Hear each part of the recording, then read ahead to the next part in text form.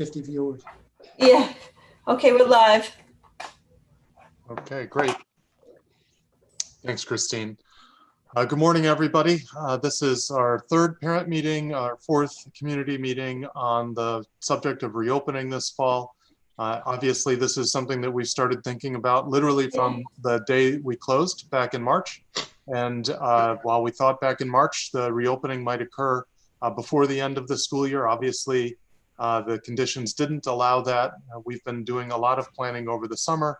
We had a task force of almost 100 people assisting us in that planning, teachers, administrators, leaders from our parent community, and partners in government who have been helping us put together all of the plans that we've been putting in place to be prepared for the governor's decision. As you probably know, the governor decided on August 7th that schools could reopen for in-person instruction. And so when that decision was made, we started to execute on a number of things that we had waiting and lined up to go forward if that decision was made.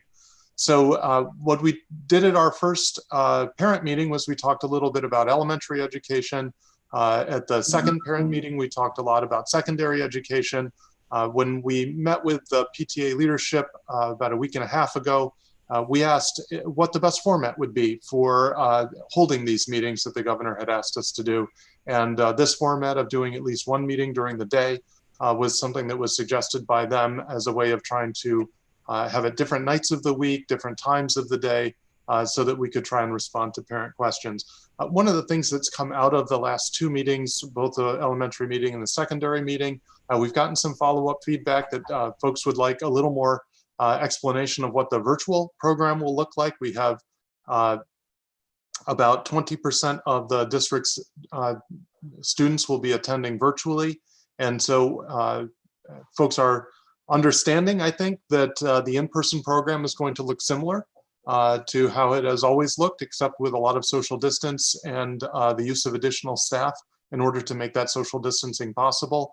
The virtual is going to be something new and different.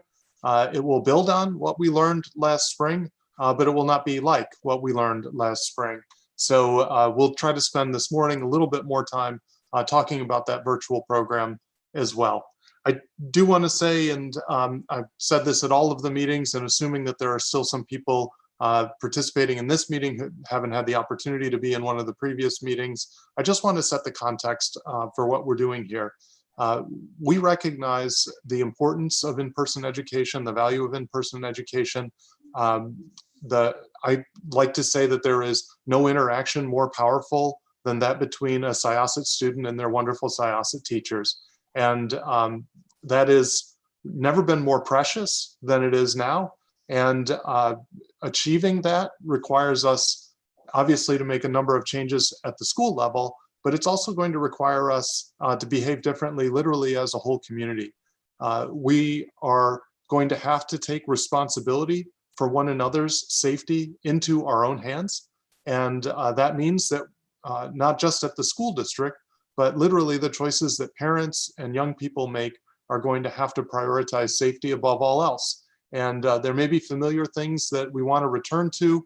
I know we're all tired and experiencing the fatigue of doing things unusually and not being able to return to familiar institutions, places of worship, or the things that we normally take for granted.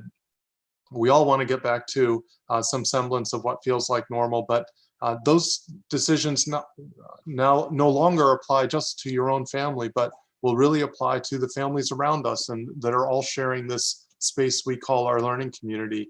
And so I do think that it is well within our power for each of us to make those choices that help keep one another safe. But I don't think that we're at the end of the period where we're going to have to be really conscious about our work. I think we're just at the beginning of it.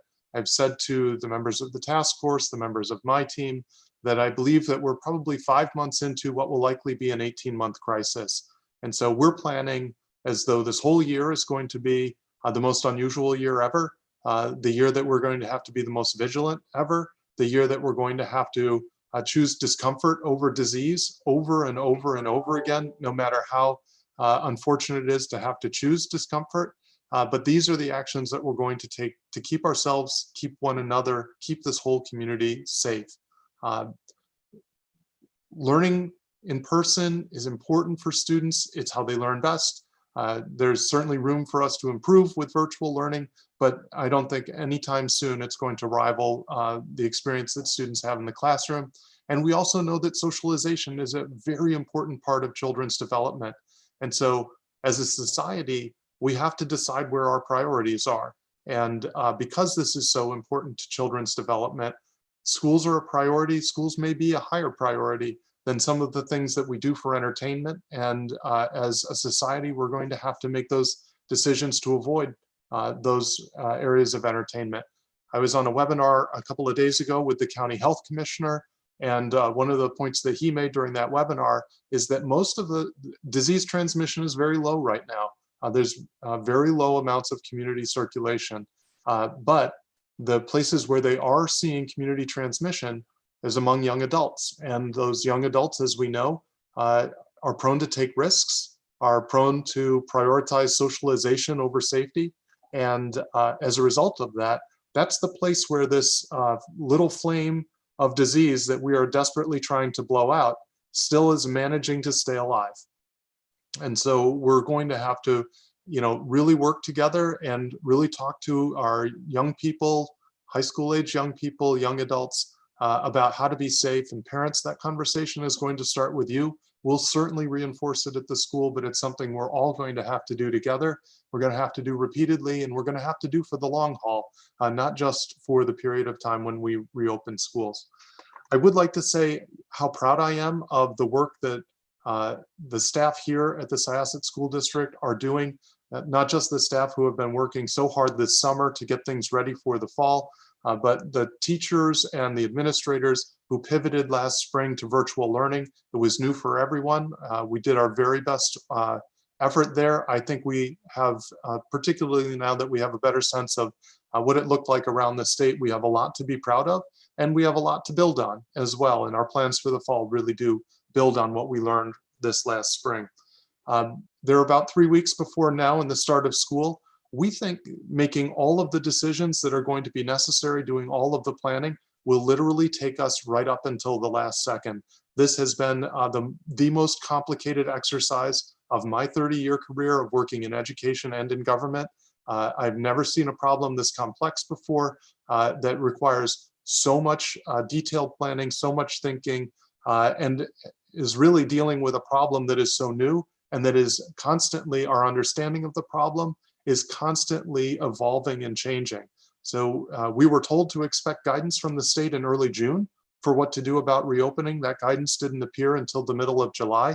And I'm not accusing the state. I would understand that they want to get it right, and they're taking the time that they need to get it right.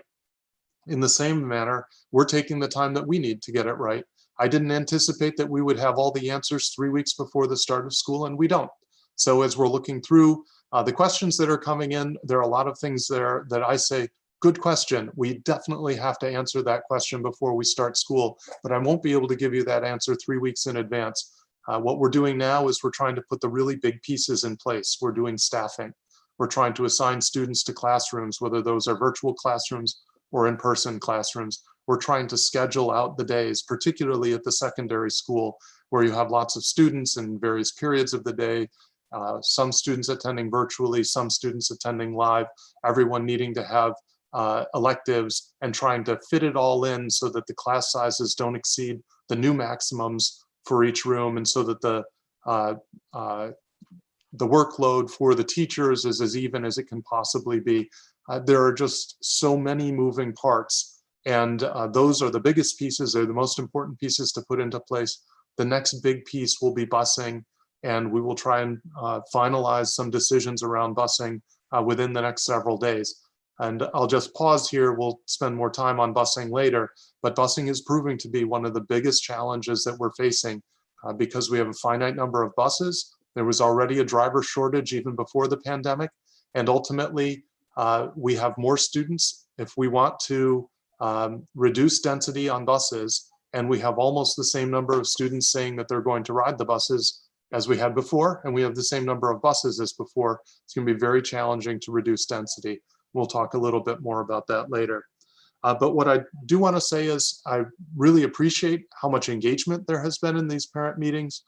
They've signaled to me that there's an opportunity for us, particularly on the instructional program, to do more communicating and writing and put those communications on the website.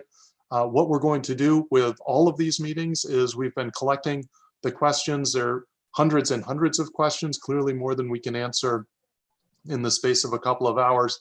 A lot of the questions are redundant. Some of the questions were already answered in other documents that the district has put up on our website. What we're going to do is take all of this and put it into a series of FAQ documents, frequently asked questions about elementary, frequently asked questions about secondary, frequently asked questions about virtual at both levels, and frequently asked questions about health and safety and facilities and cleaning and busing and lunch and things that are sort of common to all levels. And we're already working on those based on these questions that we've gotten. We'll leave the question links open for a while so that as additional questions come in, if they aren't answered, we can iterate our documents. And we're also going to put in those documents the questions that are yet to be answered as we go through the next 3 weeks. And so those documents will be living documents, and we'll go through periodic updates to them. And as we do that, we'll notify the community that an updated version of the elementary FAQ or of the health and safety FAQ has been posted to the website so that folks know that there's something new to go and look at and take advantage of. So with that said, I want to just briefly introduce the central office team that has been working on putting into place the reopening. These are the people who have been helping me most directly, but this certainly doesn't represent all of the people who have been working hard this summer. All of the building leadership has been working hard. The principals and assistant principals are coordinators in each one of the content areas. We get lots of questions about science and how labs will work. The science coordinator, Mr. Laverso, has been working on that. All of these people have played a role. I just want to introduce them to you briefly so that you know the roles that they play. And this is in no particular order, just the way they appear on my screen. Dr. Teresa Curry is currently our Executive Director of Human Resources. In just a couple of weeks, she'll become our Assistant Superintendent for Instruction. We congratulate her on her promotion. Mr. Gregory Hamilton is our Executive Director of Operations. Everything in the school district that has to do with our physical plant and our operations falls under his responsibility. Security and the facilities, the grounds, all those staffs belong to Mr. Hamilton. He was already swamped with several major capital projects that were underway in the school district. And to that, we have added all of the additional tasks that are necessary for reopening. His team has been working really tirelessly, and our custodians who work in that group have also, on top of all of the work that they do in the summer, which is already a really challenging time for them, have added a lot of reopening duties as well, and they have really been sweating this summer. Mr. Charlie Cardillo is the beloved former superintendent of the Manhasset School District for a number of years, a high school principal and very large high school prior to that, and a veteran school administrator. He'll be taking the deputy superintendency for a year while we conduct a search for Ms. Bavard's replacement. Ms. Bavard, after doing 4 amazing years here, has retired and will be spending more time with her family. We wish her well. And Dr. Joe Lamelza is our assistant superintendent for pupil personnel services. What that means is all of the special education services that we provide. The psychologists work with Dr. Lamelza, and he's responsible for the health and safety of our students with special needs. And his team has been focused in particular on how we should return to school emotionally, knowing that this has been a traumatic experience, not just for our young people, but for the adults in this organization as well, and that we're all going to need some support as we make this transition. Dr. Patricia Rufo is our assistant superintendent for business services. Under, among other things, the responsibilities that parents would probably most associate with her are lunch and busing. So she's responsible for food services, and she's been working with our transportation supervisor to try and untangle this Gordian knot of busing. And last but certainly not least, Christine Payne, our Executive Director of Information Technology. This is the backbone of our school. And as we move more and more into supplementing classroom instruction with virtual learning and moving literally some instruction online, the role that she and her office has played as innovators and leaders in this space has really been remarkable. She'll talk a little bit later about what we're calling our classroom to go, but that's going to be the infrastructure that underpins our virtual learning. And one of the big accomplishments that her team has pulled off this week is they've increased the amount of bandwidth to the school district, our fiber, by another 50%. So we're hoping not only that this will create some redundancies for us in case of another storm or some kind of an outage, but we'll also have on a regular daily basis even more bandwidth. So hopefully we don't experience any kind of bottlenecking issues. So that's the team that's been working on this. And with them, obviously, lots of people who are working behind the scenes. I've asked each of them to take a little part of today's presentation and answering the questions that we've gotten. We've taken the questions from each of the 3 days. We've grouped them by themes. We're prioritizing those questions that have come up most often. In this one of the three, we're going to spend maybe a little bit more time on the virtual learning, even though it's just 20% of the population. It's very different and new, and so we're going to certainly talk about that. But we are at heart a teaching and learning organization first and foremost, and I want to turn it over to Mr. Cardillo to talk a little bit about what our plans are going to look like. So Charlie, take it away. Okay, good morning and thanks. Let's start with the elementary school, and we'll look at the in-person, then we'll go to middle school in person, high school in person, and then we'll go over the virtual program. Starting with the the 7 elementary schools. So what we're going to see as we go through this year is something a little different than what we've experienced over the many years. Typically, your son or daughter might be going to a grade 2 class, 3 class, 4 class, and there might be 22, 23, 24 students in that particular class. But what we've done is the district, as you know, a couple of weeks ago, made a determination that we were going with a all-in, everyday, full-day model for our students in the K through 8 programs. So the 7 elementary and the 2 middle schools.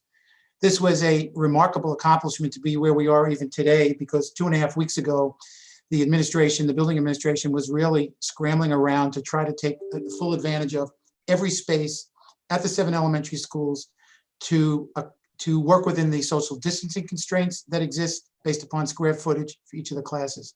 So let's give a couple of examples.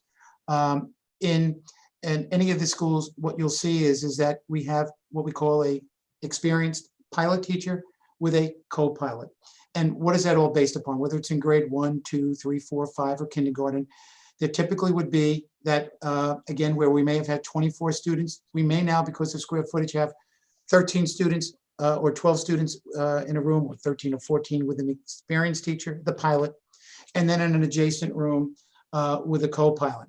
So the teacher of record would be that experienced teacher, and the experienced teacher typically would be seen, you know, working with one group of students in the class.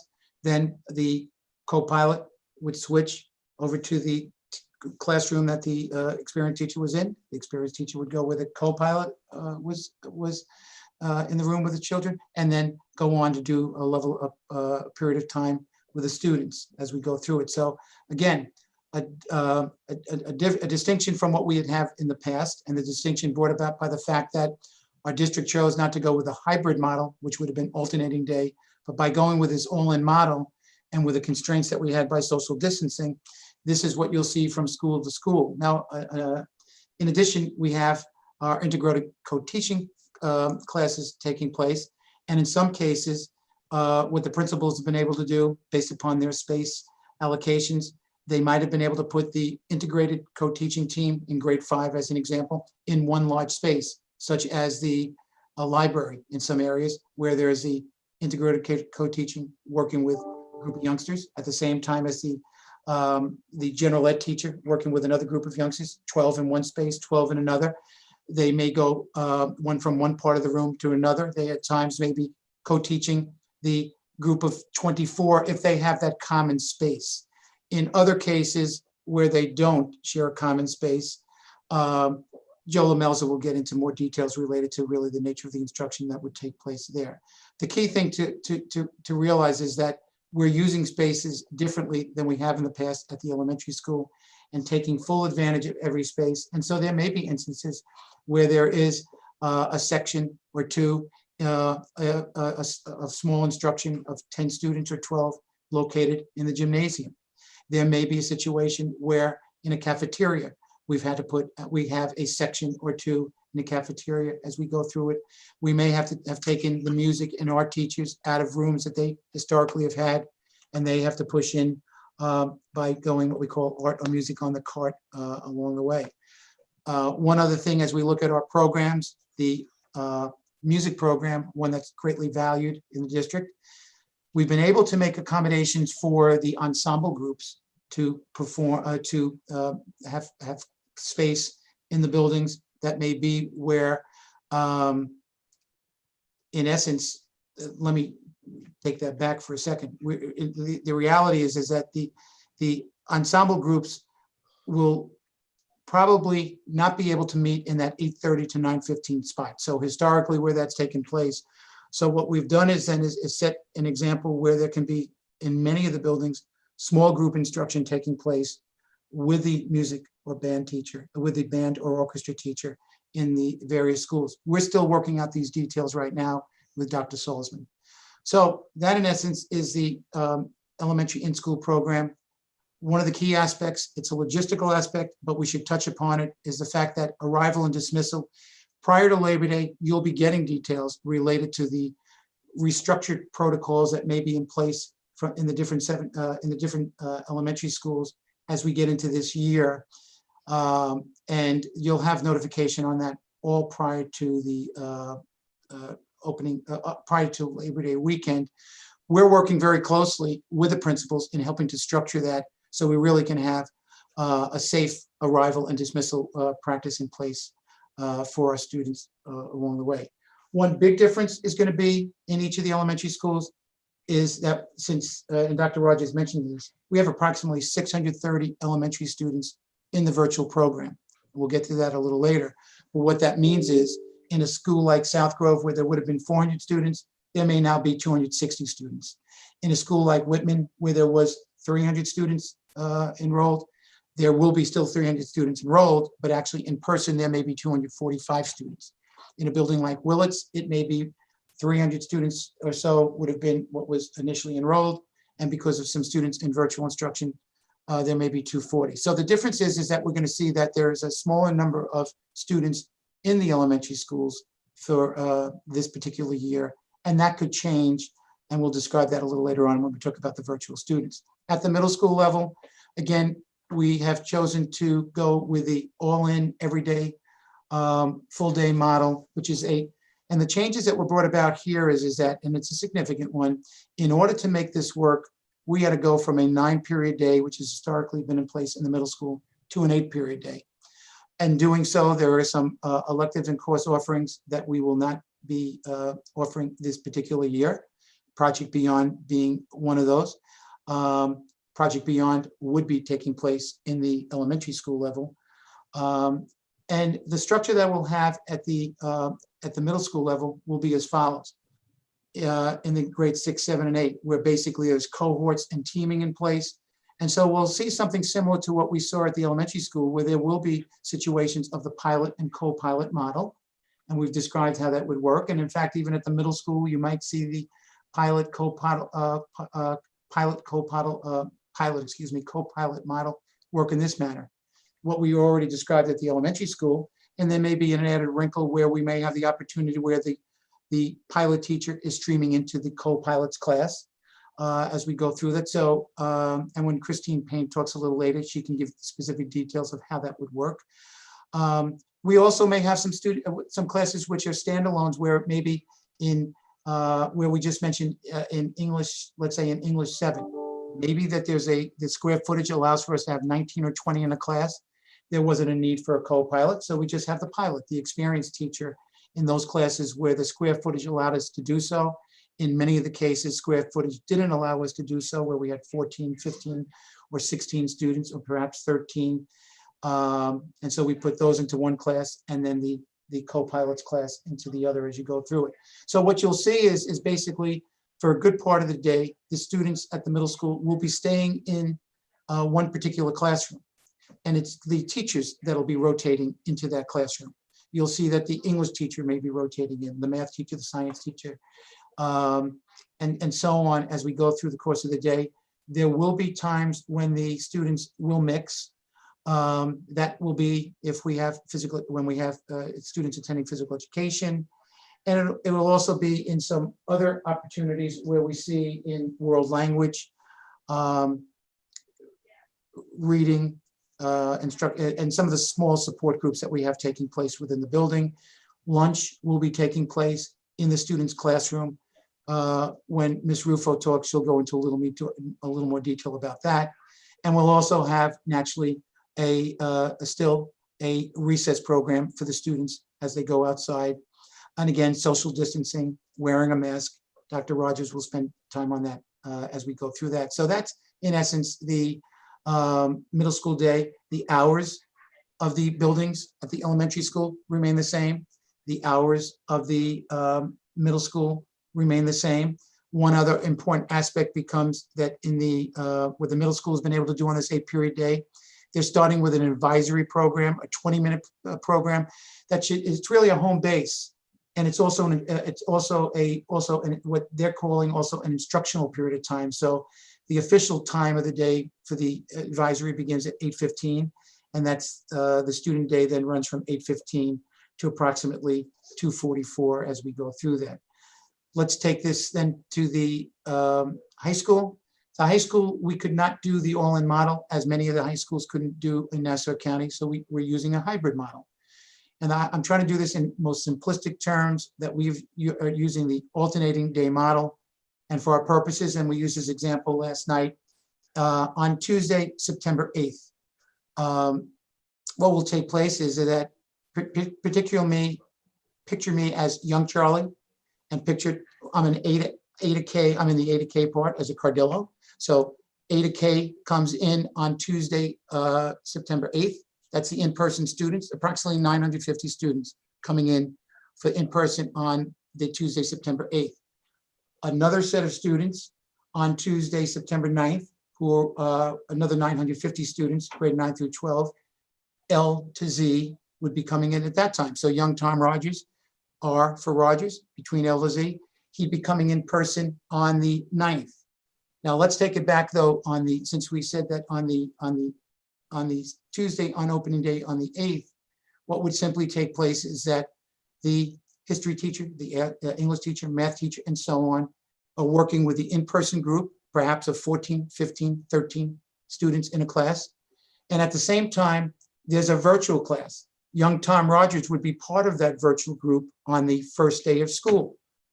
So the teacher, while they're working with the in-person class, and as Dr. Rogers mentioned, really that we've really as a district really excelled in really what we do on everyday instruction. We will continue to excel on everyday instruction, but the model will be a little different. We'll be spending significant time with those in-person students as we do this, but at the same time, and Christine Payne again will describe really as the teachers are using the latest technology will allow for really the virtual students to be involved in two ways. They'll be active listening to what's taking place. They'll be able to visually see on a screen what's taking place on a whiteboard. They'll be able to hear what's going on in the class. And occasionally there'll be some engagement of the students in that virtual group, although the priority for engagement will be really with the students that are in person. Flip it to the second day on the 9th. Young Charlie, who was in person on the opening day of school on that Tuesday, on Wednesday, I will be in that virtual class, and young Tom Rogers now and his group of classmates will be in school on that day. And what will happen is that same pattern will repeat itself throughout the whole years. So take young Charlie, I'm in on the first week on Tuesday and Thursday in person, and then I will be in person the following week on Monday, Wednesday, Friday. Young Tom will be in person at the high school on Wednesday and Friday, and then in the following week, he will be in on Tuesday and Thursday, and the week after that, Monday, Wednesday, Friday. So you can see the sequence. 90 days that we're in person, 90 days that we're out, and we're alternating that along the way. But really what we've done is we've made that really one classroom. Okay, so the high school teacher really has one classroom with two sections. Each day they have the in-person class as they're working with the students who are on virtual learning.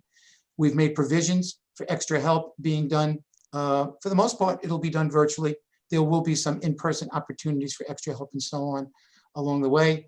Again, logistical things related to the high school will be that the high school will be, administration will be contacting you, like the middle school and elementary, prior to Labor Day with the different logistical aspects related to arrival and dismissal. I would think that arrival at the high school will be more manageable than it has when they had 2,200 plus students coming, since we're only going to have 950. But there are some nuances that'll be in place now that we have related to as students enter the building at the high school. There'll be 5 distinct locations in the front of the building where they enter, where there's a kiosk. And ultimately, there'll be fever scanning tied to devices tied to the the students entering the building and so on. So there'll be some more detail on that. The virtual, do you want to take that now, or do you want to come back to that a little later on, Dr. Rogers? Why don't we come back to virtual? I like to bounce back and forth between the classroom and then the logistics to just change the voices and also kind of like help everybody reset their ears in the listening. So let's talk logistics a little bit. And Dr. Rufo, can you just walk through what lunch will look like at elementary, middle, and secondary? Yes, hello. So lunch will look different in all of the 3 levels. At the elementary and the middle school, lunch will be delivered to classrooms and students will eat in their classrooms.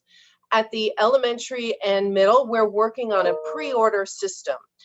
Ideally, we would have the parents pre-ordering for the elementary students and then the middle school students pre-ordering for themselves. We're still working out a lot of the details of this. Right now, the platform that we're looking at that integrates with My School Bucks, which many people are familiar with, is not ready. The company's still working on that. So we're trying to develop a workaround with a pre-order system with the goal of having a fully integrated system eventually. So meals will be pre-ordered. What we know right now is that there will be a more limited service, more limited choices, at least to start until we get fully implemented. And the meals will be delivered via carts from the school in insulated bags. And then after, at the elementary level, after the students eat, the rooms will be cleaned, the trash will be emptied, and then the students will have time for recess. At the high school, the students will not be pre-ordering.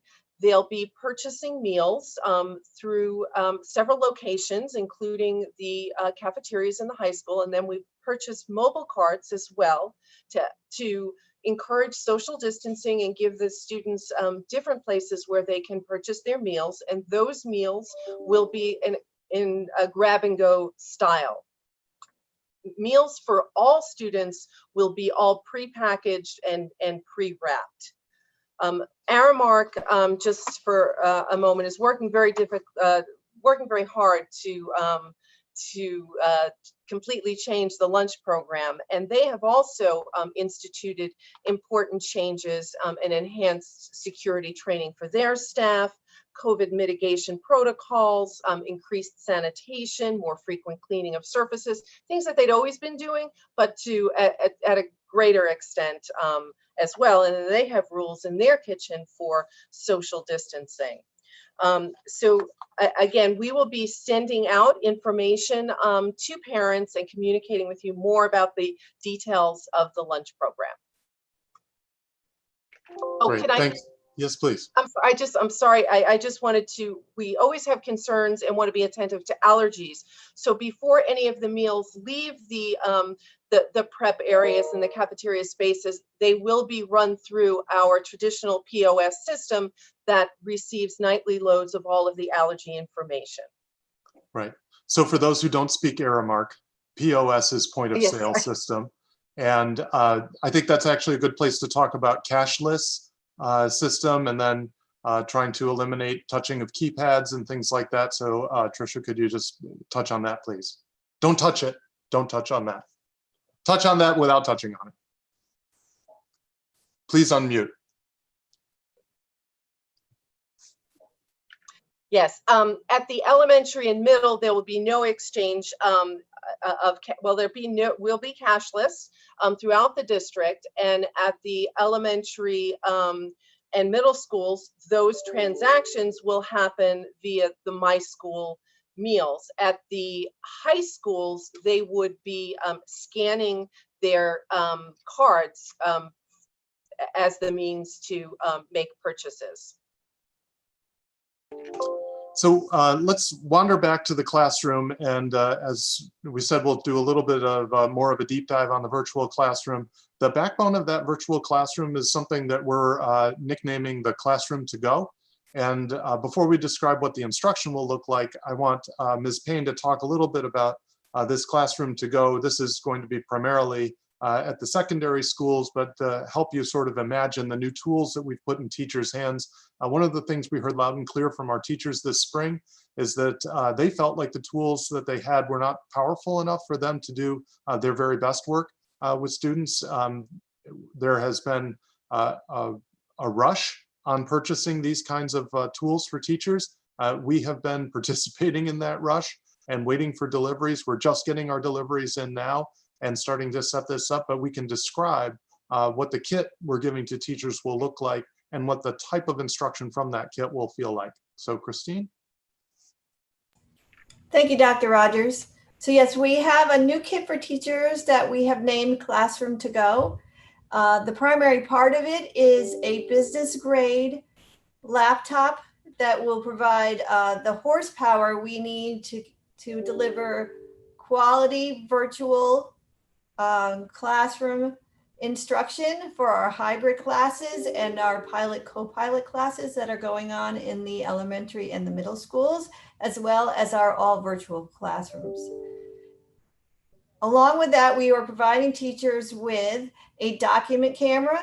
And for those of you out there, that is very similar to an overhead projector that connects to the laptop that allows the students to see the teacher writing on paper or on a small whiteboard. The document camera can be pivoted and used as a camera to point at the large whiteboard that's in the classroom. In addition to that, we are providing teachers with a tablet that lets them replicate what they would do on an interactive whiteboard that's in the classroom, and they can do that from their desk. That provides the opportunity for students that are at home in the hybrid instruction to see exactly what the in-person students are seeing at the same time. All of this together is we call it Classroom to Go because it can be picked up and moved anywhere to a new location in the building or in hopefully the unlikely event that we close down. All of this goes home with the teacher and the instruction for students does not change. If we switch to all virtual, the in-person and the students that are at home in virtual learning will receive the same experience that they started with at the beginning of the school year. So I'm happy to say that we are also providing voice amplification technology to teachers that have requested it so that their voice can be heard clearly in the classroom. We are providing webcams for all virtual teachers so that they will have all of the technology that they need to work. As far as the pilot, co-pilot classrooms, teachers can choose to join a Google Meet or another virtual platform and include all of the students that are in the pilot and the co-pilot classroom at the same time, including any students that are home virtually.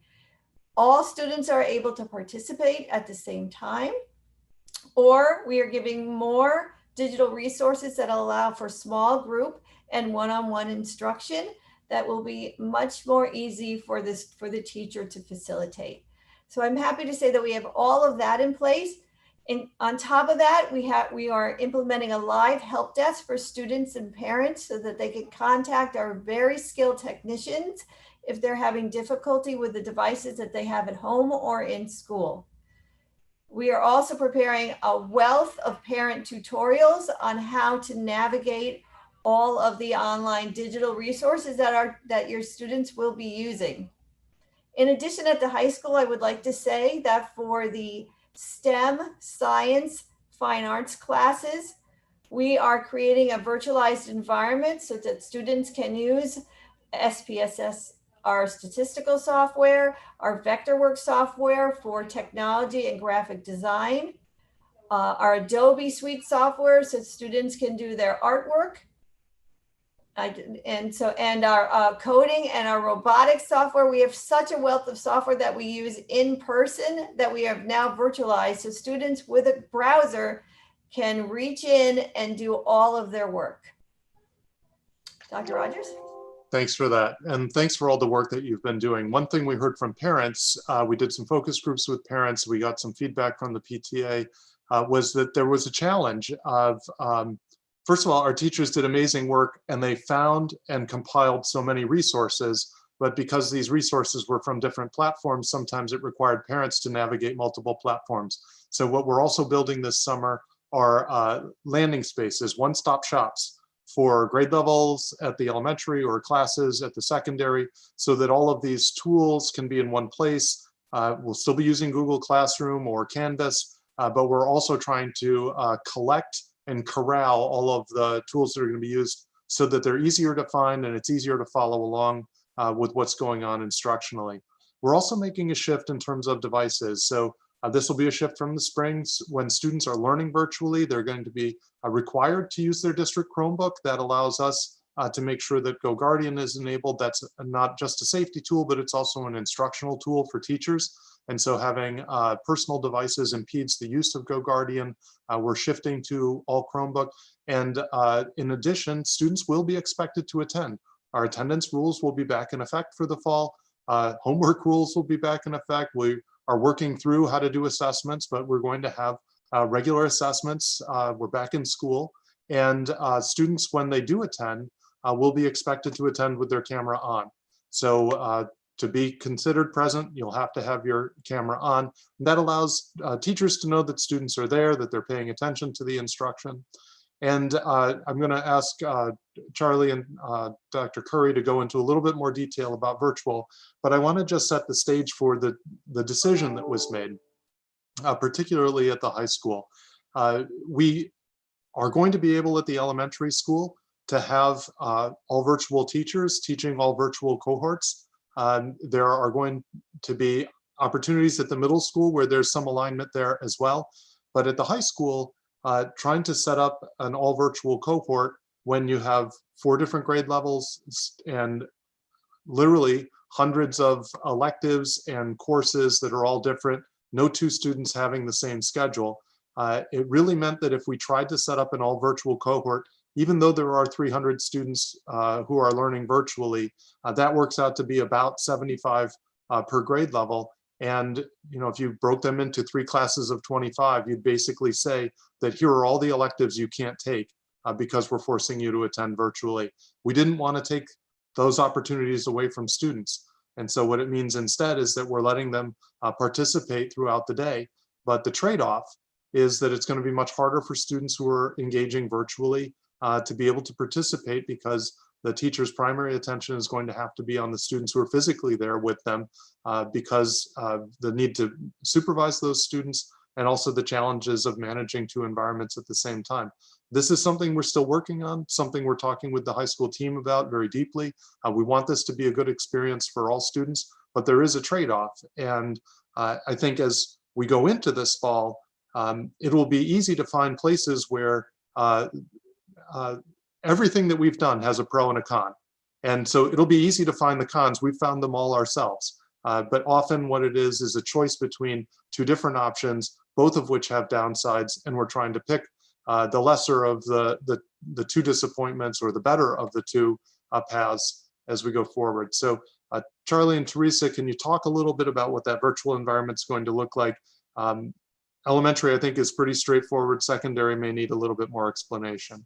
Okay, so let's start with the secondary, and then I'll do secondary, middle school, and then Teresa can go through what we're doing at the elementary school. So at the secondary level, we mentioned before about an alternating name model that we have. And we mentioned the whole notion of young Charlie being in on A day, and then young Tom on B day, on the in-person. And remember, we said at the same day on that first day, young Tom, there'd be a group of students like young Tom that would be in the virtual class. So we're adding now a 3rd aspect to this. So the good news is, the encouraging aspect of this is that the students in the virtual program at the high school will be following their current 1 through 9 schedule. So they have this teacher that they were assigned for the in-person, they will now have in the virtual. What that simply means is that they are simply, whereas the typical student at the high school is in virtual for 90 days, they're going to be in virtual potentially here for the whole year. And all they're doing is they're joining that group of students who were already in the virtual. They're now joining them on every day of the week. They'll be taking it. So I think the good aspect is they are under the auspices of the teacher that they had been assigned, and they will be with that teacher. What we will have to continue to work through is two aspects. One is that the students take care of the raising questions or to the teacher can be done through a virtual extra help. So we can take that piece in place. And the other aspect that we really have to look at related to the students is what Dr. Rogers just referenced, is that the primary focus is on the in-person students, but we do want to say as the program continues to grow and so on, and for what Christine Payne indicated, there will be a higher level of comfort as each week and month goes by, that we will see the students in the virtual population engaged, not necessarily to the same degree as the students in the alternating day program or the in-person program, but they still will ultimately, I think, feel a part of that. And we'll have to continue to work with that, with our building administration and our teachers as we go through the school year. And there is the ability for checkbacks and so on for the students who are in that all virtual program. So they still feel an integral part of the Syosset High School experience and the teachers that they're working with. The middle school, by sharp contrast, the principals, Kevin Bonanno and Michelle Brigette, were really able to devise a program because of the all-in program that we had. They were able to do through their master scheduling, do the following. If I'm a teacher of English 7, I will have 4 English 7 in-person classes, and then I will have 1 in-person virtual. I will have 1 virtual class. So what does that mean? If you do the same for math, social studies, English, science, and so on, that the student who's involved in the all virtual program is involved with a teacher from Southwoods or from HBT. So there's that personal connection. It is just that teacher with that virtual class. Okay, it's a little different than the one we just described at the high school level, where we're doing a blend really when we have the in-person and the virtual. In this case, it's a true virtual program as we go through it. And so I think what you'll see there is that we've been able to do it throughout the different grade levels, 6, 7, and 8, and through the different core areas. And then we have opportunities there where there will be the special area teachers will also have virtual instruction taking place, commensurate really with what the student schedule is. So the virtual student is following the same schedule and the same period of time, the period 1 through 8 schedule that was in place for the in-person students. So let me turn it over to Teresa Curry for the elementary. Good morning. So the concerns that we as parents have for our own children are really the same concerns that our teachers and our administrators, principals, and even central office staff have, because many of us are also parents. And it's really about connecting with our kids and making sure that our children, in whatever realm they are in person or virtual, are getting the experience they deserve. And to that point, we have been spending a lot of time this summer on curriculum writing projects that are focused on the curricula, the courses that we have, and how we can adapt and make these lessons and experiences for children the same and vibrant and rigorous, whether they are in person or in the virtual realm, because we do need to prepare for the possibility that ultimately there could be a chance where all students are on a virtual instruction platform for a period of time. So there's been deep focus put upon especially the courses that are performance-based. Certainly the fine and performing arts, physical education, but also our core content areas, whether it's the sciences, social sciences, our literacy, spending a lot of time on how to make a virtual instructional and learning experience just as rich, just as engaging, and just as exciting for the children, even if it's across a digital platform. One of the other terms that I wanted to take a moment just to define, because it could be a little confusing, we're using a new term now called a co-pilot teacher. In order to allow for us to provide for those socially distant experiences, we now in person have reduced class sizes, but we haven't reduced the quality of instruction that we expect for our children. And we have spent many hours focusing on hiring high quality instructors that are on par with the instruction and the teachers that we currently have on staff. The hiring is all New York State certified teachers, and many of these teachers will be familiar faces to our children. They are individuals that have been here in Syosset for many years, functioning as either long-term leave replacements in the educational tutor capacity, and also individuals that our students will recognize. In the instances where we're bringing on new people, we're very fortunate that we have had quite a high level of response as far as experienced educators looking to join our Syosset family.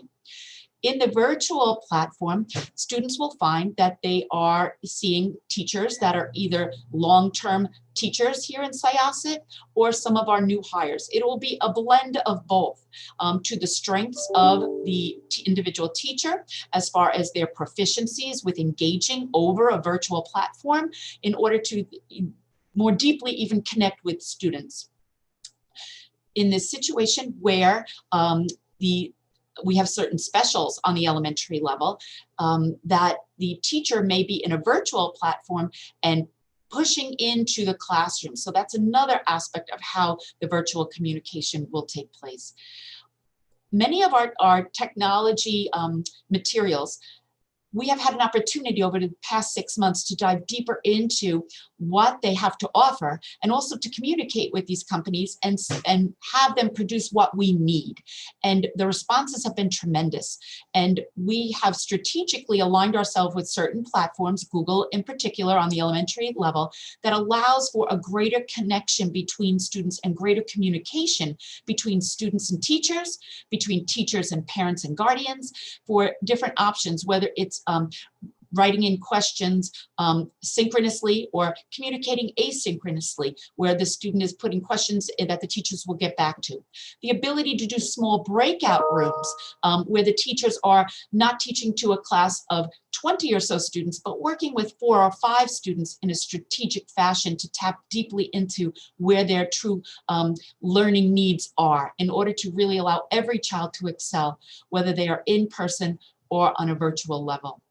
Let me just jump in then, just to give a, just so everyone is clear as to what the day may look like for the K-1 student and the 2 to 5 student on top of what you just said. So basically, what we've designed is a schedule that's going to mirror the same time frame that the in-person students are in at the elementary schools. Okay, and just a reminder again, so you understand what we've done. We have 3 truly independent virtual programs, one at South Grove because of the large number of virtual students, Village and Robbins Lane.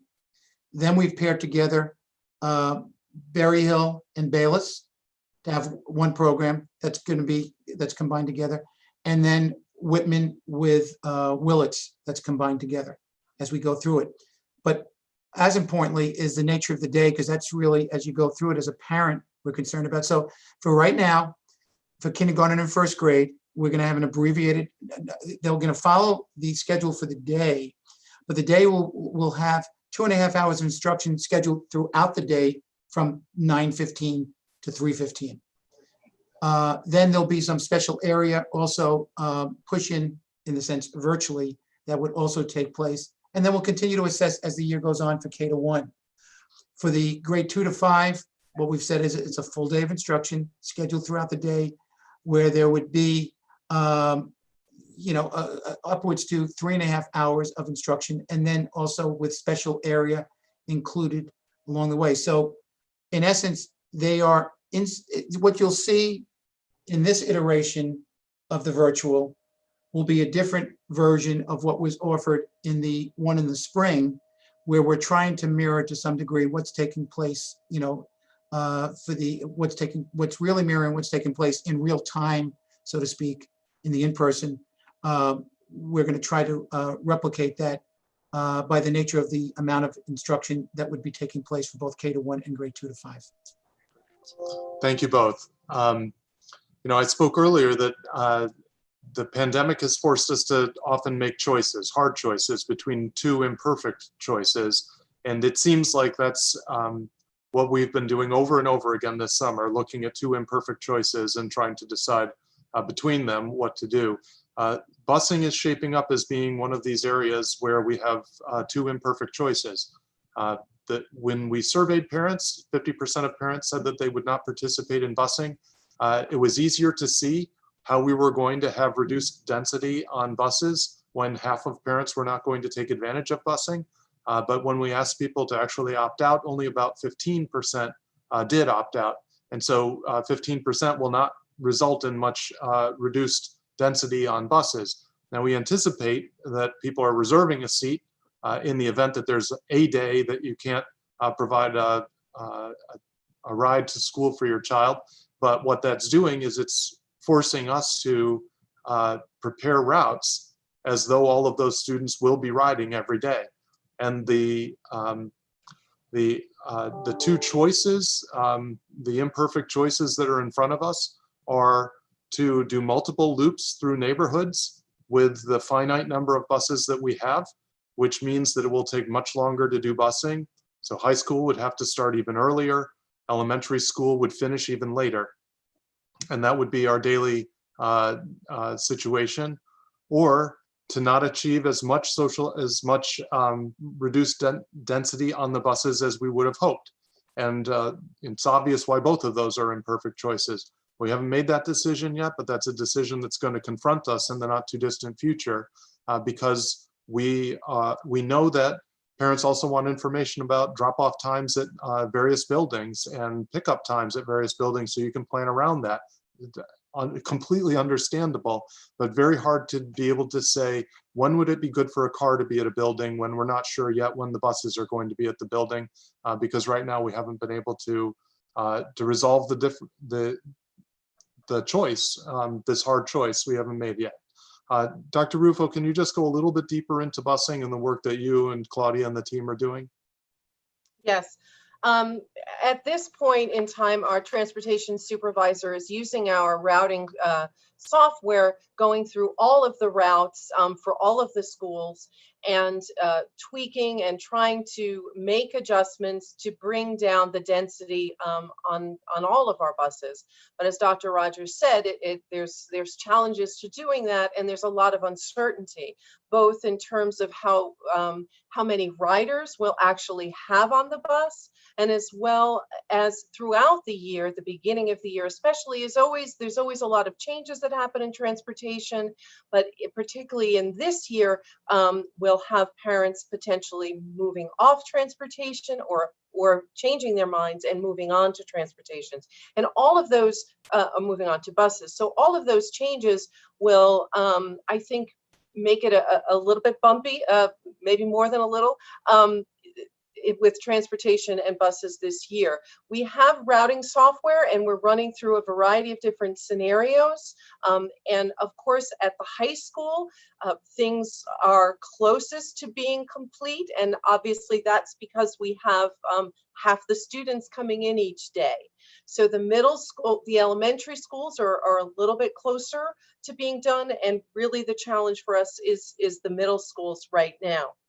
So we're hoping in the next several days that we will be able to solidify some of the transportation, but we do know that it will be changing. And once we have a better sense of even temporarily what the ridership looks like, we can route, but it really depends on the actual number of riders that we will have.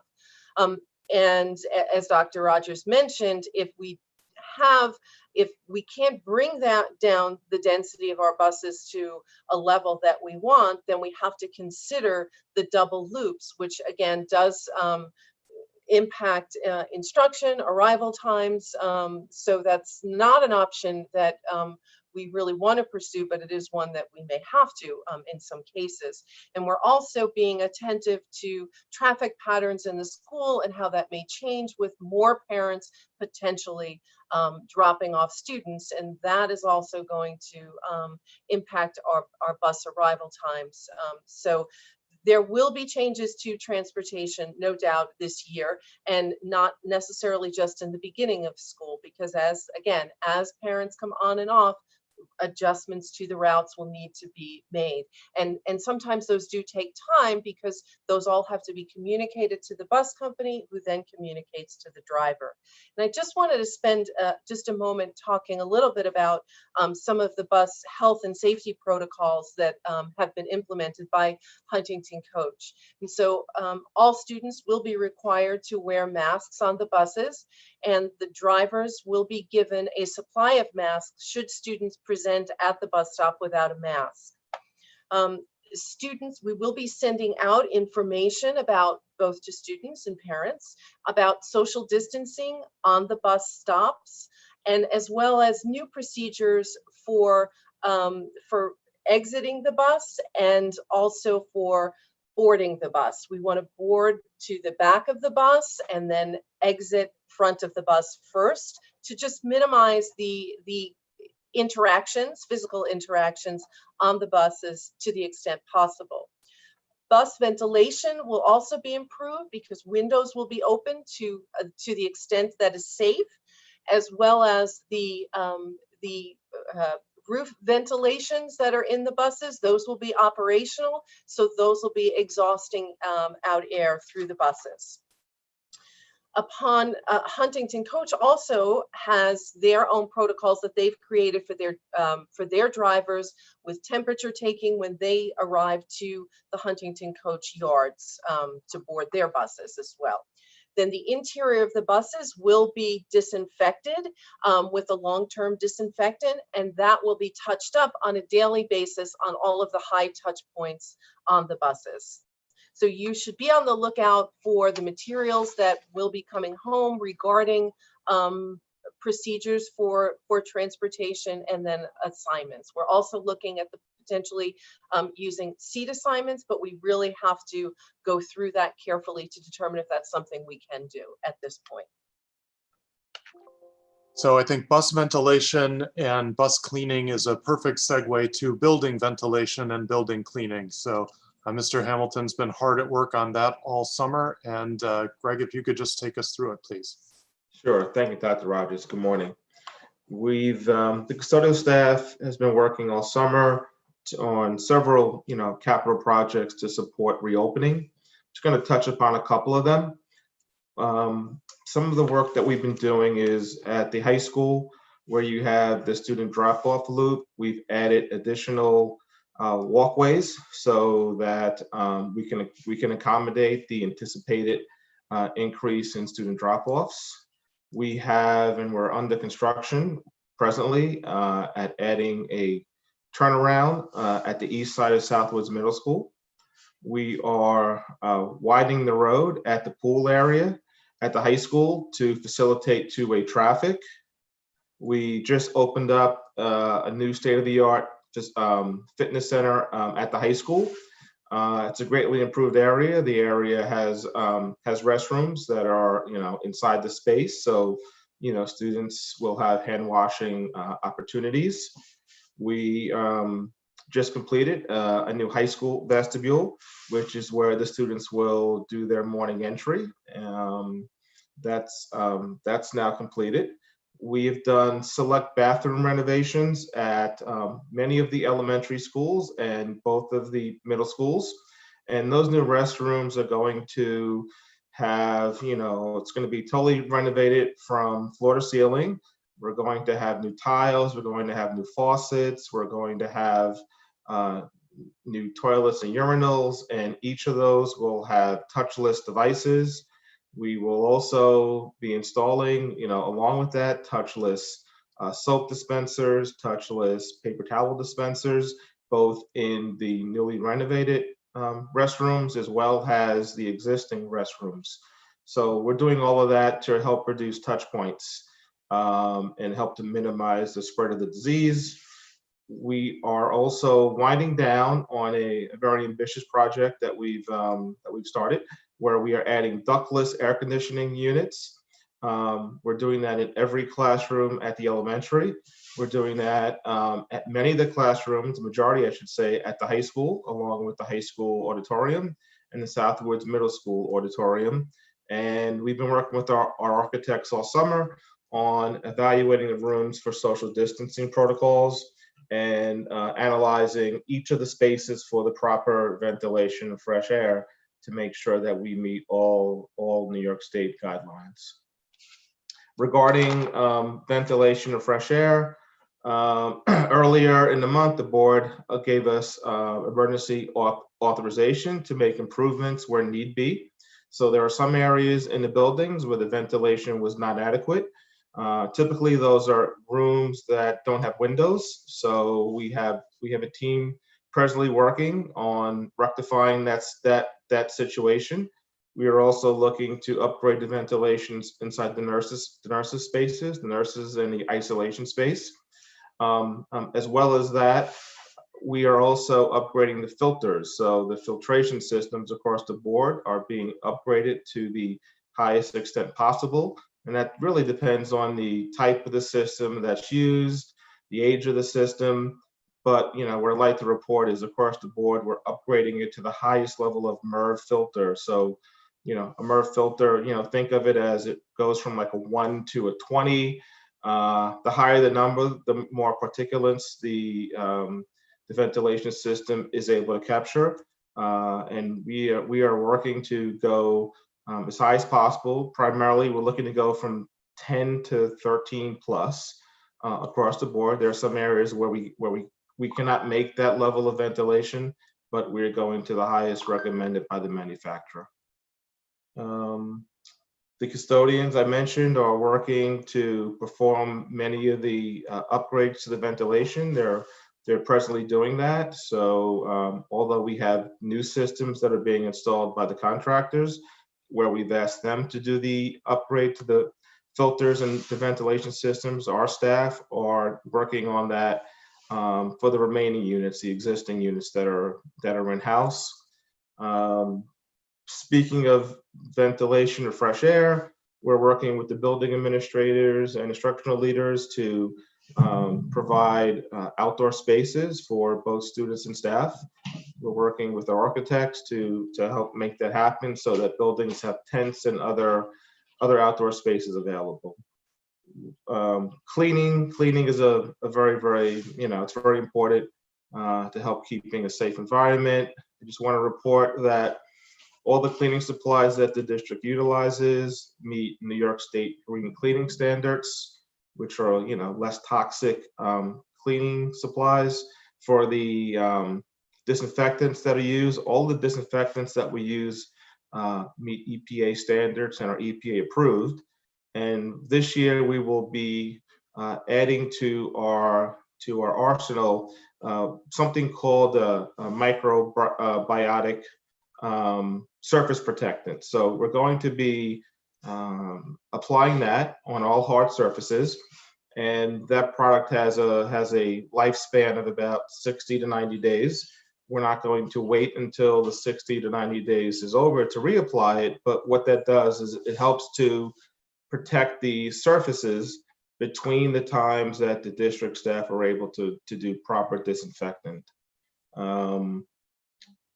We're also going to be utilizing electrostatic sprayers to aid in the applying of the disinfectant. So we've purchased a bunch of electrostatic sprayers, a bunch of other misters and sprayers, and the team are going to be utilizing that to make sure that we can disinfect as effective as possible. And throughout the day, the custodians will be focusing on disinfecting high touch points, so handrails, windowsills, doorknobs. We're going to be throughout the day, continually disinfecting that with hospital grade disinfectants. And I talked about the paper towel dispensers, and that's underway. Soap dispensers are underway, and we continually search for new ways to keep students safe. Thank you, Dr. Rogers. Thank you, Greg, and thanks to your team for all the work that they're doing this summer. I know how challenging it's been.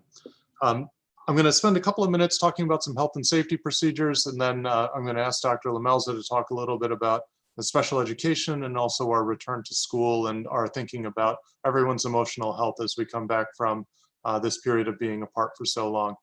The question we get asked most often is masks, and that makes sense because masks have been shown to be one of the most effective things that we can do to stop virus transmission. So we are going to start school with a very conservative mask policy, and that is because we want to keep everyone safe. We'll evaluate that policy as the year goes on to see if it is safe to have a less conservative mask policy, but our plan is to use this tool as forcefully and as vigorously as we can in order to keep everyone safe. Even though it's not comfortable to wear a mask, it's not comfortable to wear for long periods of time, but it does keep virus transmission. That and social distancing are the two most powerful levers that we have. And so we want to take advantage of those two levers whenever possible. So I've been asked questions about whether we're going to restrict the type and material of masks. The short answer is yes, but we have not published new guidance yet. I know that there have been a number of studies, some newspaper articles in recent days. We get advice from the New York State Center for School Health, Nassau-Bosti's Health and Safety Service, our own school physician. I anticipate that this is an area that a lot more research is going to emerge in the next couple of weeks. And so rather than put out some new guidance and then change it again, we'll make that decision as we come closer to the first day of school. But yes, we do plan on restricting the types of masks and the types of materials in masks in order to make sure that everyone is wearing a mask that is protective and obviously helps with everyone's health and safety. We've been asked about face shields. We do have a supply and I should say also on masks. We have an extensive inventory of surgical masks in stock in both adult and pediatric sizes, and every teacher will be provided with an inventory. Every building will have an inventory, and if a student forgets theirs or a teacher forgets her mask, there will be masks to replace them. And if something happens during the day, a mask falls on the floor, a student sneezes into a mask, something gets on the mask, for whatever reason, the mask is soiled, if the mask needs to be discarded, there's no issue with discarding the mask and getting a new mask. We'll have plenty of new masks available, and so no reason why people won't be able to take advantage of those masks and wear them. We get asked about whether there are mask exemptions. The guidance that we must follow from New York State says that we have to provide mask exemptions in certain cases. I anticipate those cases are going to be extremely limited. It will not be enough to show up at school with a note from a doctor. You will have to go through something known as the 504 process. This is a process that runs through Dr. Lamelza's office. And if you use the search function on our website, you can get to the link that will start you into the paperwork that's necessary to start that process. But that 504 process is a place where we, based on whatever medical need a student has, we will identify something to take the place of the mask, another accommodation that that takes the function of the mask but performs it in a different way. The state guidance says that face shields are not an adequate substitute for face masks, although we are making face shields available to staff who in the special education area might be doing some close work with students, or teachers who want that additional level of protection. The face shield will be available to them, but it does not serve as a substitute for the mask. We will permit, and state guidance again says that we can permit brief mask breaks when adequate social distance is maintained. We're trying to supplement that adequate social distance with plexiglass shields that will be on desks to, again, further separate students, further interrupt airflow so that there's less transmission through the air. We're also going to structure and stagger the mask breaks so that not everyone has their mask off simultaneously. So if you picture 3 kids in a row, each 6 feet apart, if the child in the middle is not taking their mask off and the 2 children on either side are, those 2 children are in effect 12 feet apart during their mask break. And we're going to try and structure the breaks in that way so that, again, this is all about keeping everyone safe. It's about trying to think through ways of doing things that give people a little bit of respite, but don't increase the risk any more than is absolutely necessary. So and we do get asked questions about whether if you're in my age cohort, you're certainly familiar with reading glasses, and sometimes people will wear little lanyards or neck chains to hold those glasses. I've seen the same thing done for masks. Those would be perfectly fine. The most important thing actually is not whether it hangs around your neck, although that keeps it off of surfaces, which is a good thing, but how you put it on and take it off. You should always hold the mask by the ear loop and not by the part of the mask that's doing the work of filtering things. That's presumably the dirtiest part of the mask. You want to touch it by the ear loops, which are the cleanest part of the mask. Dr. Rogers, Yes, Charlie. can I just jump in? I'm not sure whether you're getting it to or not related to music. Let me go through the code of conduct, and then I'll let you do music, and then we'll go back to Jill Right. Lamelza. Thank you. So we've been asked what the enforcement mechanism will be on masks. The board at its last meeting adopted mask wearing as a mandatory part of the code of conduct. And so infractions for mask wearing, whether it's adults or students, will be dealt with as disciplinary matters. And these are going to be disciplinary matters that we're going to take seriously because these do threaten the health and safety of other people. And so, they'll be dealt with accordingly by building level people. And that will apply whether a student's in a hallway or in a classroom. This is important for us to keep one another safe. We have been asked questions about how instrumental music will take place, particularly instrumental music with wind instruments or singing. I know we said something as it got late last night that wasn't exactly right. So I know we want to just make sure that we give that information again. So Mr. Cardillo, if you don't mind, thank you. Yeah, thank you very much. So for the band, students playing wind instruments must observe 12 feet of social distancing during rehearsals. The wind instrument players must wear masks at all times except when they're playing their instruments. There should be no talking in the room without a mask, and percussionists should wear masks at all times in the orchestra. Students must wear masks during rehearsals. Students are observing 6 feet of social distancing during rehearsals. And for chorus, masks must be worn at all times. Students must observe 12 feet of social distancing. Great, thanks, Charlie.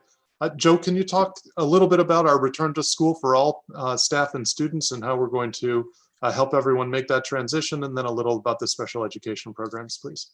Surely. Good morning, everyone.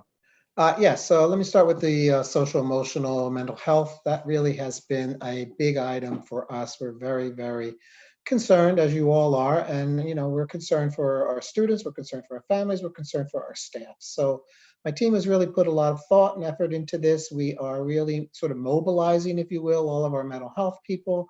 That includes our social workers, that includes our psychologists, our counselors, and even other related staff members who have work and experience in these areas, particularly with social emotional. So we are going to be actively monitoring. We want to be a part of the day-to-day in the sense that we are going to be keeping close track on students and their performance. We're going to be utilizing our referral system that is already in place through our MTSS, our multi-tiered systems of supports. We have created a mental health tiered system, which will be in effect. And essentially it's looking at, we expect some adjustment issues. It's a matter of degree, it's a matter of severity, it's a matter to what level it would impact a student being able to function and engage in learning. So we are going to be also enhancing our relationship with community-based agencies. We also will continue to work with any kind of private services or therapists that the family might be working with. We are having a plan currently to be in conjunction with the PTA to put a program together, hopefully by the end of the month, beginning of September, before school starts, for families, really dealing with that whole anxiety, the getting ready for school and returning to school, giving some strategies and suggestions on how to navigate through that. We are providing additional supports on our website. We have recorded sessions with our social workers or our psychologists or our behaviorists that families can access or staff can access. We plan to continue to provide the level of service that we have in district in terms of our counseling services and our group services, but probably, certainly more focus on needs as they occur. So as I said, it's very comprehensive. It's very much proactive. We have at our elementary level, our SEL program, Sanford Harmony, that will be in effect. Middle and high school has the advisory. That really is going to be, I think, a linchpin in all of this because it will give the teachers and the students an opportunity to connect. And so we encourage everyone just to be open, be cognizant of the kinds of concerns that might impact mental health, engagement, motivation. We're all in it together. We all have to deal with it. So that's the plan going forward for our mental health. Special education. Questions I'm always getting are we going to be providing the services? And our answer is yes. Our intent is to provide all services as listed on the IEP, whether you're in the virtual, the hybrid, or the in-person. The modifying statement I'm using, though, is to the greatest extent possible. And that simply means limitations may be in effect because of space availability, the health issues with the social distancing or whatnot, if there's any kind of staffing issues. So I'm not anticipating any major problems there, but I do want people to be aware of that. Certainly, as Ms. Payne talked about, our technology has been enhanced significantly. We're going to make very good use of that. We will have our staff members who would be available to provide extra help and support be available for the consultant teacher model. Our ICT, our integrated co-teaching model, will be functioning. The two teachers will be working collaboratively, planning collaboratively, and we are expecting co-taught lessons. So there will be lessons where both teachers will be presenting to the group of students who are deemed to be within the co-teaching model. Could be done live, that could be done remotely, that could be done through tape. And again, it allows the students to get the benefit of having that support of the two teachers while they are still socially distanced and safe. So that's in place. Some of the other concerns we've had is, testing accommodations. Yes, they are going to be provided.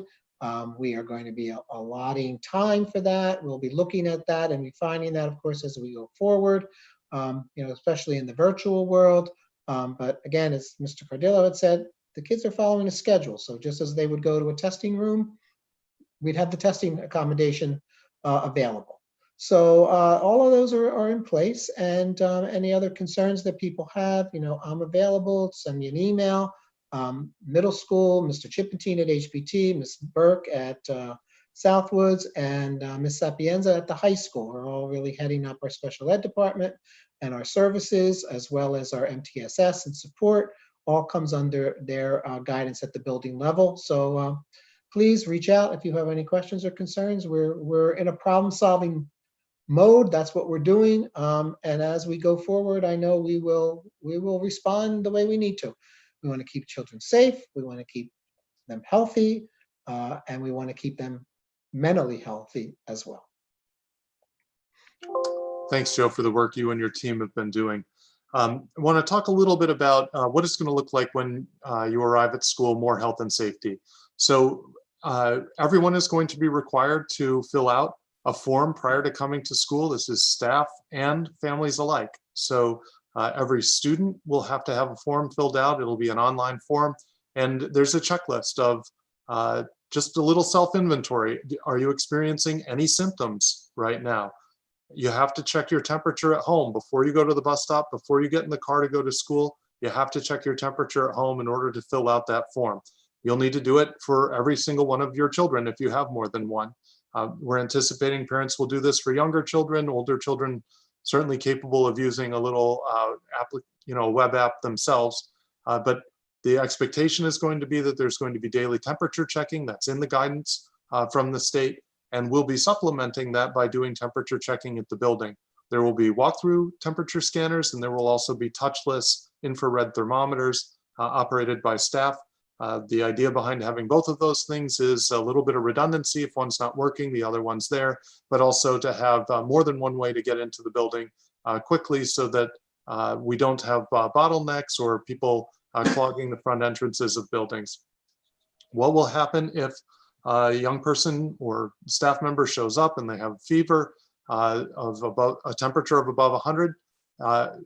Students, if they're being dropped off by their parent, the parent's still there, they'll go right back out to the car. If the parent is not there, they were dropped off by the bus, they'll go into an isolation room. Every building has an isolation room that's been identified. And as Mr. Hamilton said, we're working on putting a special kind of ventilation system into all the nurses' offices in the isolation rooms, a negative pressure ventilation system. So basically what that means is the air in those rooms is exhausted to the outside world as opposed to being exhausted into the school building itself. So air will not flow out of those rooms, it will only flow into those rooms from the rest of the building. Students there will be kept in isolation with somebody else to be with them. They won't be left alone, properly social distance from the person who's with them, who will wear upgraded personal protective equipment until the parent or guardian is able to come and take that child home. So obviously, we want to reduce, we'll do that in a discreet way, we'll do that in an age-appropriate way, but we want to reduce the number of times that that occurs for obvious reasons. So very important that parents take your children's temperature before you send them to school, and masking their temperature with aspirin or Tylenol or something is not a great idea, both because it puts everyone else at risk, and also because the Tylenol is going to wear off during the day, and then the child's going to present with an elevated temperature in the middle of the school day, which will again trigger all of these same protocols, but be even more worrisome. So parents, please don't send your kids to school with a couple of aspirin. Please take their temperature every morning. If they have an elevated temperature, the next step will be to take them to the doctor. If we determine that someone has an elevated temperature at school, we're going to ask you to take them to the doctor. There are a lot of questions about what to do if there's a positive case of COVID, or if a child has an elevated temperature, then what happens next? And the Nassau County Health Department just yesterday issued a frequently asked questions document. It's very consistent with what we've been saying all along, but it's super helpful to have that now in print. So we're going to be adding that document to our website so that parents can look at it. But essentially, if you have an elevated temperature, we're going to ask that you go to the doctor. The doctor will make the determination of what needs to happen next. Undoubtedly, they're going to request testing. Can the school district request testing? This comes up over and over again. Can we request everyone to have a test before they arrive at school in the fall, like some colleges are doing? And the answer to all of those questions is we cannot. We are not authorized by law to require tests to attend school. And as a practical matter, if every school in the state were to do that, the state's giving about 80,000 tests a day. There are about 3 million school children in the state. It would take over a month to get through all of the school children in the state just once. And that's if we didn't do any testing of people who are actually symptomatic. So it's not feasible to do that, and the test results don't come back quickly enough for them to be meaningful. We're all hoping that we can see better testing protocols and equipment and faster turnaround times as we go into the fall and more of these rapid tests become available. But even so, the school district's not in a position legally where we can require them or authorize them. The return to school procedures are all governed by this DOH guidance that has come out. So that's now on will be shortly on our website so the parents can take a look at it. Often we're asked, if a student is positive in a classroom, will the whole class have to quarantine? And the answer is not necessarily, it depends. And I know people like cut and dried, yes, no, here's the algorithm. But what actually will happen is we will go through a process with the Department of Health where we'll do contact tracing. So we're supporting the Department of Health. They are in the lead. It is not only their responsibility, but they're the ones with the authority to contact people. And what we do is we play a support role. How do we do that? Well, in a number of ways. So several administrators, a number of our nurses have taken the Johns Hopkins contact tracing course so that they are trained on the exact same protocols that the county is going to be using when they do contact tracing. our record keeping, we're going to put an additional effort into making sure that that record keeping is as accurate as possible. So whether it's seating charts in a classroom, attendance logs of who's in for a day, we shouldn't have very many visitors, and all of our meetings we hope are going to be held virtually. But if there is, for some reason, a visitor, will have very accurate visitor logs.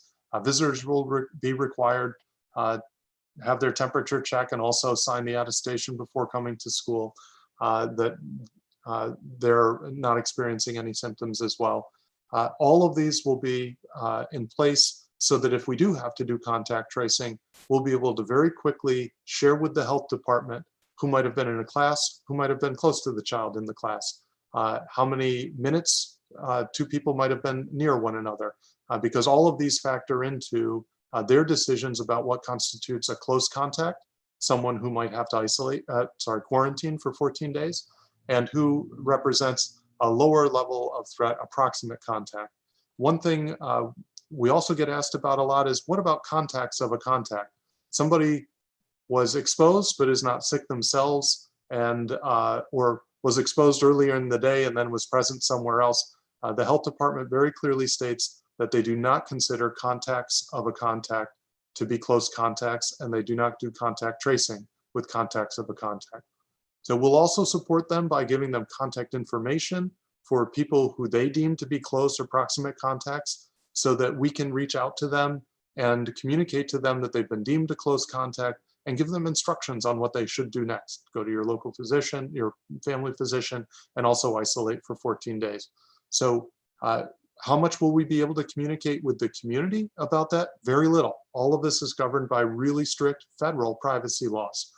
So what will happen is, if there is any notification, that it will take the form of saying, we became aware of a positive case and everyone who needs to do something has already been notified. And that will be very limited communication from us. I understand that'll be frustrating, but please know that we will contact everyone who needs to know directly, but we will not be sharing much information with the community at large, again, because of these privacy laws. So the Department of Health is in the driver's seat when it comes to this situation. Our job is to play the best supporting role that we possibly can as they go through it. They're mandated by law to get any positive test. Some positive tests come to them more quickly than others. If we learn, and we hope that anyone who finds out either through a rapid test or through a physician's office test that they've been COVID positive would let us know, because we want to have, it again, as many redundancies built into the system as possible. We would then share that with the health department. And that is what happened this spring. There were some people who notified us directly, and that allowed us to actually get the process started even faster with the health department. The health department, have identified a single point of contact, a special point of contact, a high-level contact for school districts, so that we'll be able to get immediate service from them if we need it, and we'll be able to start the contact tracing process very quickly, so that we quarantine people as quickly as possible. I keep correcting myself because the term isolation is a technical term that only applies to people who are actually COVID positive. The return to school protocols are also in there as well. Those are also determined by the health department. Right now, what the DOH is saying is that you have to have 72 hours without a fever, without the use of fever-reducing medication, after the resolution of all other symptoms before you'd be allowed back into school.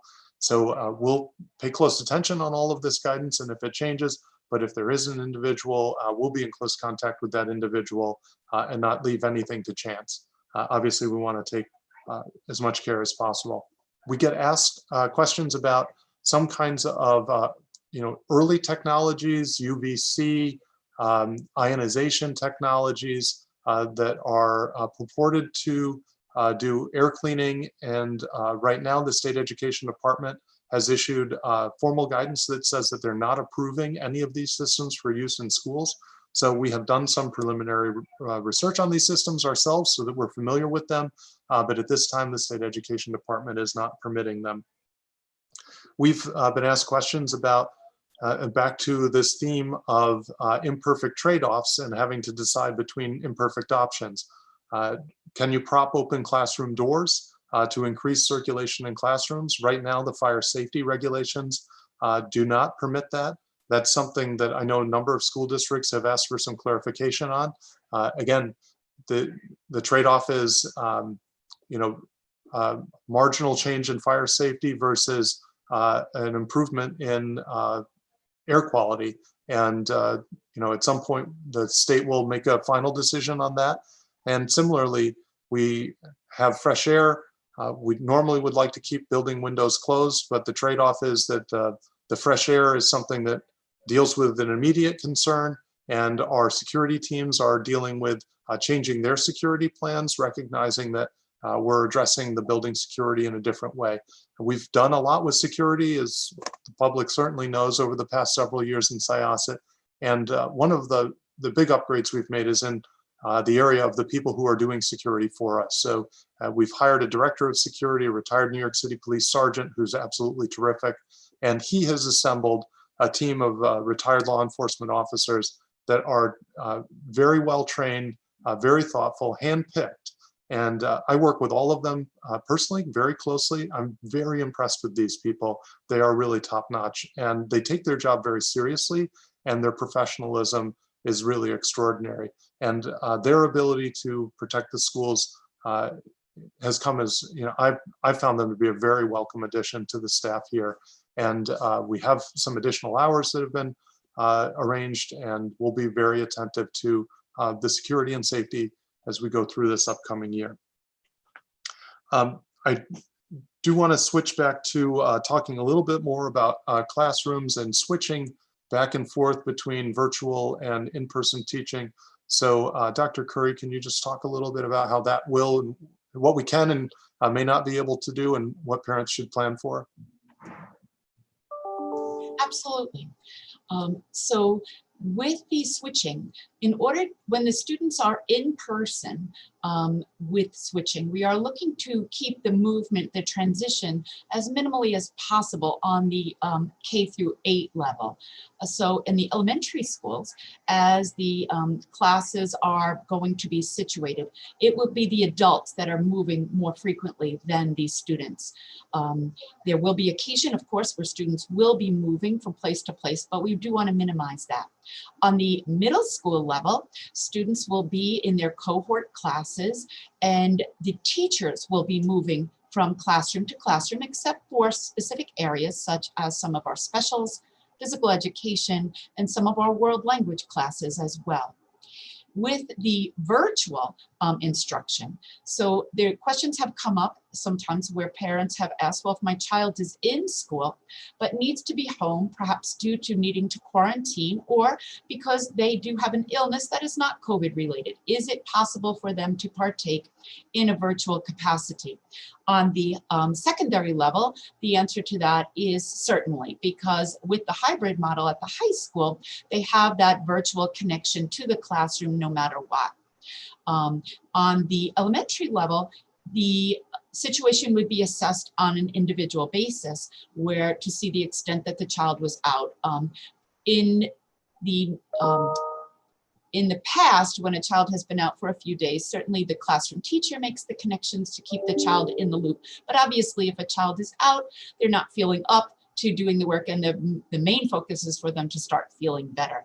If the child were to be out for a period of days, where we did expect that perhaps connecting them in a virtual platform would be most beneficial in the long term, and if the child was healthy enough to participate, then certainly something like that could be set up to have them continue with their education on a virtual realm.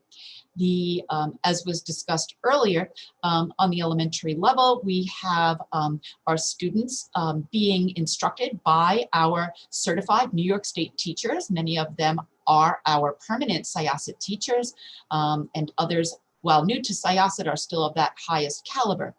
And as the classroom and the instruction plays itself out, there will be opportunities for other teachers to do push-in instructions for our virtual students, as well as the opportunity for students to even learn from teachers that are typically assigned to other buildings. Making sure, though, that we keep that connection to their home school, but it's also a wonderful opportunity for students to get to know other students in other buildings, because ultimately they will all be coming together later on in their academic career. Not sure, is there anything else specific, Dr. Rogers, that you were thinking of? Yes, just the trimester and quarterly, how we're going to evaluate whether there's space for people to come back if they're all virtual right now. Absolutely, thank you.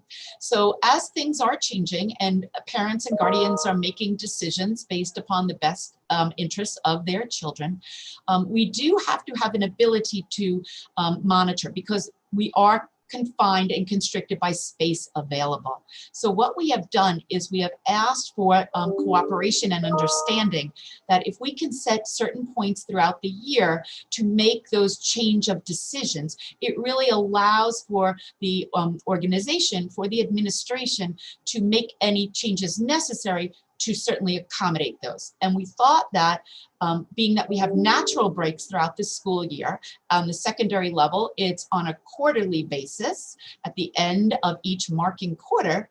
And at the elementary level, it's at the end of each report card, and that's on a trimester basis.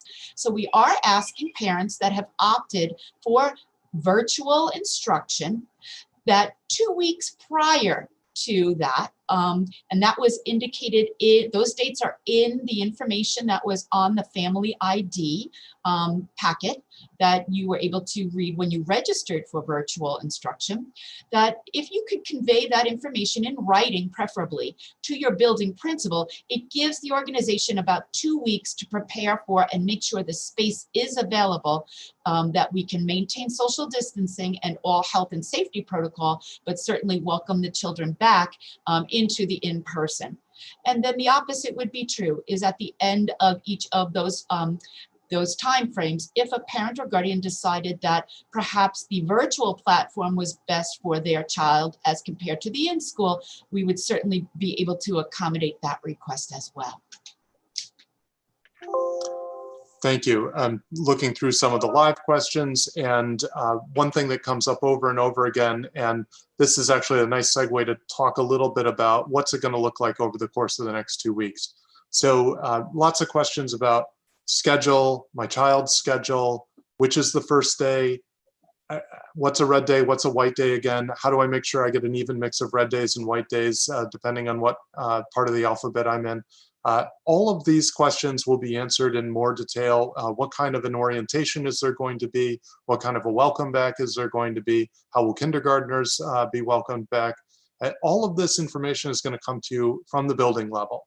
And one of the things that we want to do, we kind of recognize that during this period of interruption, the district, the central office, and my office has been sort of the central point of communication, and so it's been natural for a lot of communication to flow here. But really all of the answers lie in the buildings. And the buildings are going to start communicating with parents about, and teachers about the procedures at the building level.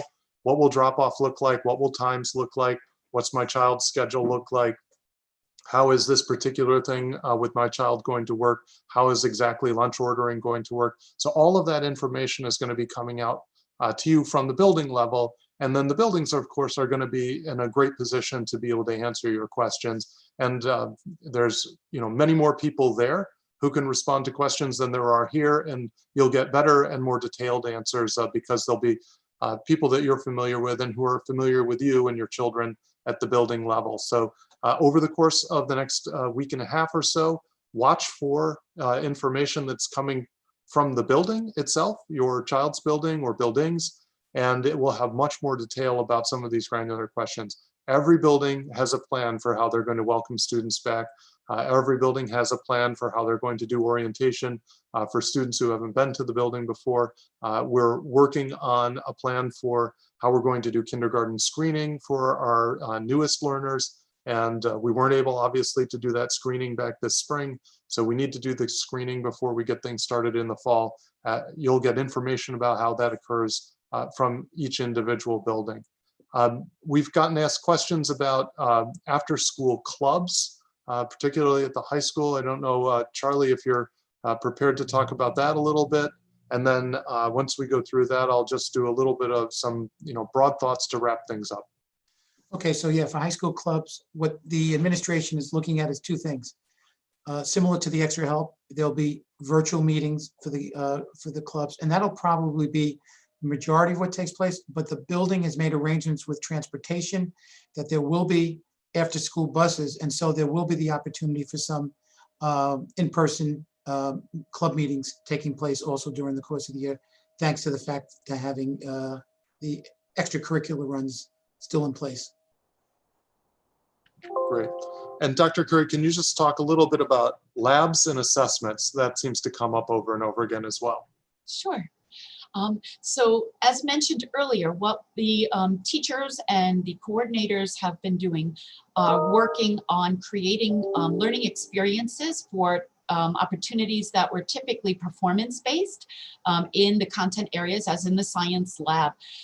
So many of those have been able to, even prior to COVID days, there was a transition towards offering more in-depth virtual experiences that would far surpass what we might even be able to offer in the classroom. So the technology that we have in place and have had in place, the students are very familiar with it, really lends itself to offering, especially at this time, those virtual experiences that are truly powerful and also aligned and approved by New York State Board of Regents as counting towards the accredited laboratory hours needed for students to then be able to qualify to sit for the Regents exams. And as Ms. Payne and suggested earlier and mentioned earlier, the district has made a significant investment in the various technologies, including SPSS software that will allow for our science research students to continue performing their laboratory activities and data analysis at the very highest of levels, even in a virtual realm. As far as preparing for assessments, I believe it was mentioned earlier as well that New York State is still in the process of determining where we will wind up this year as far as the state assessments, whether we're discussing the ones on the elementary level, the secondary or the middle school level, or the secondary level, the assessments and Regents exams. But as far as assessments overall go, one of the greatest things that we have learned since March is really how to plan for both formative, ongoing assessments and summative end of unit, end of term, end of course assessments, and how to do that in a virtual platform where the first thing that may come to mind is how do we attend to the security, the validity, and the integrity of the offering the exam, grading the exam, and what those grades stand for. So that is still an ongoing and iterative process because since March, we have reached out to various platforms asking for them to improve what they can offer. We do already do a lot of online testing, as you may have had your children participate in taking tests via the Chromebook with secure browsers. So there is a lot happening. There's still a long way to go, but I can also assure parents and guardians that your concerns about the validity and the security and the honesty of testing is certainly paramount in the minds of the teachers and the administrators, and they are working to do just that. What you will see is probably a lot more performance-based assessments where students are submitting portfolios and submitting long-term projects to be graded in a more holistic manner. But where we do have to do more traditional assessments, as they did, for example, this past year with the AP exams, they went a different route and modified their testing, and we will be looking to do the same, but to stay as traditional as we can in our grading practices because we do know how important that is as well. Thank you for that. So I'll just offer some conclusory thoughts as we move forward, as we continue to do this work over the course of the next 3 weeks. We are going to be extremely busy because we're clearly not done with all the work that we need to do in order to be ready to open. I just want to again thank my team that has been just absolutely putting all of their heart and soul into this process, the building leadership, which has been doing the same. I'm so proud of what our teachers accomplished this past spring, and I have so much confidence in them, not only because of that, but because of what they do every day. I'm sure that we have I feel we have one of the strongest faculties I could possibly imagine, and I can't imagine a school district better equipped to deal with the challenges that are coming this fall as a result of that. I keep coming back to this idea of a community and what we need to do as a community to make this a success. And it really is about all of us pulling together and all of us thinking about one another and putting one another first. I've been using the metaphor of a barn raising. When the whole community comes together and everyone does their part, something important and lasting can result from it. But that can't happen if everyone doesn't do their part and if everyone doesn't work hard at it. But I do think that we are capable of doing this work. We're going to be putting out some information that just underscores some rules. The state has made a point of saying that it is not okay I'm sorry, I'll phrase this differently. The state has put some restrictions on travel and said that anyone who has traveled to a state that's experiencing, unfortunately, a flare-up of COVID right now has to quarantine when they come back to New York. That will apply to students or staff at school as well. If you've been to one of these states, you may not come. We don't have any way of enforcing that. We don't have any way of determining that. But you should know that the civil penalties can be as much as $10,000. And we're going to communicate about that because we don't want anyone to suffer a penalty because they were unaware of it or because they didn't take it seriously enough. And that's just yet another of the ways that we protect one another by all following the rules, observing the rules. This is, you know, as I said earlier, the virus has forced us to make a lot of trade-offs between imperfect options. And we know that this is not going to be a perfect year. We're going to make this the best year that it can possibly be. We're all going to have to be patient with some of these imperfections. And we're all going to have to recognize that we can admire some of the flaws in the plan, but the choices were hopefully to avoid even bigger flaws with other options. And in the end, this virus has been a test for all of us.